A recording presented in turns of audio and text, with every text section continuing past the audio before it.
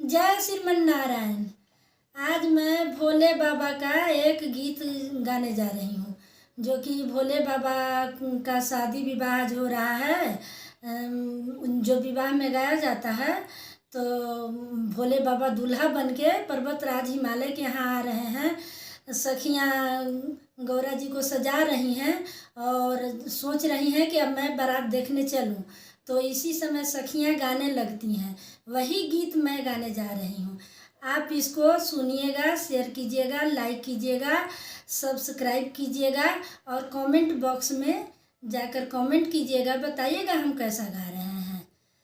चला सखी देख आवे गौरी के दुल्हवा हो, चला सखी देख आवे गौरी के बरियतिया हो, गौरी के बरियतिया सखी, गौरी के बरियतिया हो, चला सखी देख आवे गौरी के बरियतिया हो।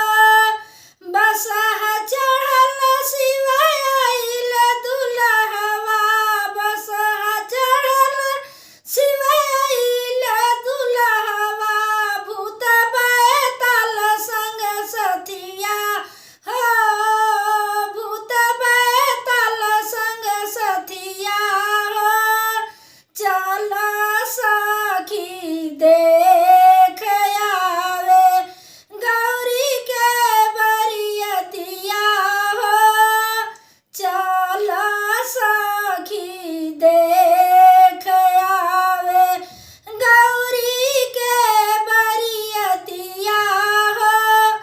माथ पर गंगा लीलार पर चंदा, माथ पर गंगा लीलार पर चंदा, जटवा के बनल मौरिया हो, मौरी के लारी लहटनिया हो, चला सखी देख आवे गौरी के बरियतिया हो, चला सखी देख आवे गौरी के बरियतिया हो। गहुमन नगवा के हरवा मलवा, गहुमन नगवा के हरवा मलवा, बिच्छू के कुंडलवा हो, बिच्छू के कुंडलवा हो, करैता सपवा के बनल कंगनवा, हाथ में त्रिशूलवा हो, चला सखी देख आवे गौरी के बरियतिया हो।